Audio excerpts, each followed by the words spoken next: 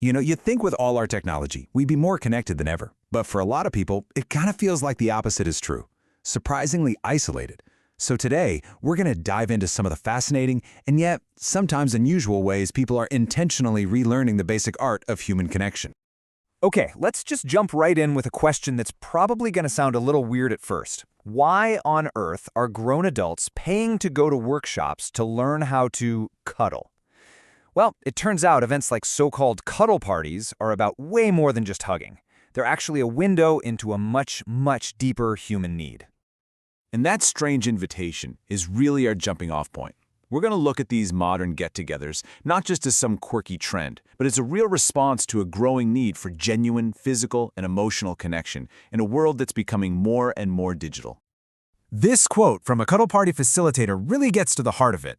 The idea here is that consensual, non-sexual touch isn't just nice to have, it's absolutely essential for our well-being. It's seen as both magic and medicine for the modern soul. And this isn't just a vague feeling people have. There is hard data to back it up. I mean, just look at this statistic from Los Angeles. When nearly a third of the population in a huge city lives alone, and then you add in things like long solo commutes, you can see how the chances for simple, everyday human touch just evaporate. So to try and fix this, you have these structured practices like authentic relating popping up. Think of it as a toolkit for communication. The goal is super clear. Give people the tools to express themselves honestly and to listen deeply, which helps build stronger connections in, well, every part of life, from work to home. Okay, so let's move on and see how this all fits together. Before we can connect, we have to communicate, right? And so much of our communication isn't actually about the words we say. It's about how we say them. We're talking about the unspoken language, the real building blocks of how we all interact. It's pretty wild, but some researchers say that as much as 60 to 70% of all the meaning in our conversations comes from nonverbal cues.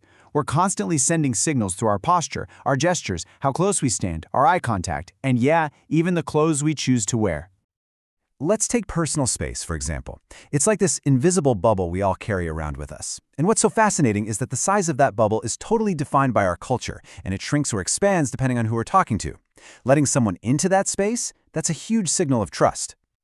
And then you've got eye contact. I mean, what a powerful tool. A shared gaze can create an instant feeling of intimacy, but avoiding eye contact creates distance. And it's so important to remember the rules are not the same everywhere. In some cultures, direct eye contact is a sign of honesty. In others, it's seen as disrespectful. When you really boil it all down, our social interactions usually fall into one of two camps. There's competition, which is basically a zero-sum game. If I win, you have to lose. And then there's cooperation, which is all about working together for a shared goal. At their core, these workshops are about teaching people how to consciously shift from that competitive mindset to a cooperative one. And here is the crucial piece of the puzzle. For any kind of genuine, vulnerable connection to happen, people have to feel safe. And safety doesn't just magically appear. It comes from structure. So this section is all about the explicit rules, the rules of engagement, that create that container of trust. So check this out. This is a core exercise from cuddle parties, and it seems so simple, but it's incredibly powerful. It breaks the big, scary idea of consent down into a practical skill you can actually practice. It's just a clear ask and an honest answer. This isn't just about touch. It's about learning to figure out what you want, ask for it, and then respect whatever answer you get back. And this right here is the big aha moment from that whole exercise. When someone says this to you, it completely flips the script on what some call the hierarchy of want, that unspoken idea that one person's desire matters more than the other's. It puts everyone on equal footing, and that's where real mutual respect can begin. And look, this whole idea of having clear rules, it isn't just for cuddle workshops. It is the foundation of any safe group interaction. It doesn't matter if it's a formal therapy group or even a workshop you find on Airbnb Experiences.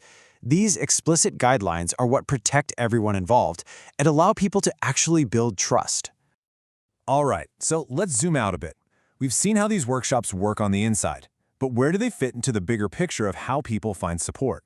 Well, it turns out they use the same basic principles that make all group work so powerful. It's all about finding your people. So let's quickly look at the different roads you can take here. You've got group therapy, which is clinical and led by a licensed pro to treat a specific condition. Then there's peer support, which connects you with people who have literally been there and just get it. And then you have authentic relating, which is more educational. It's about learning skills for better relationships with, well, everyone. 3 different paths, all leading toward the same destination: connection. But you know what the secret sauce is across all of these groups? It's a powerful healing factor that therapists call universality. It's that profound aha moment when you suddenly realize you're not alone. That feeling that your struggles, your fears, your desires are shared by other people. It's incredibly powerful, and it's a huge reason why people seek out groups in the first place. So, after all of this, what's the big takeaway? We've taken apart these workshops and group dynamics, but the real value is in how we can apply these lessons to our own everyday lives. This is about taking all that theory and actually putting it into practice. So let's boil it down to 4 concrete skills you can literally start practicing today. First, you have to get clear with yourself about what you actually want. Then, you've got to express that clearly. The third is turning requests into a dialogue, not a demand. And finally, reframing conflict not as a fight to be won, but as a chance to understand each other better. These are skills that can totally transform any relationship in your life. And that brings us to a final thought. Think about it.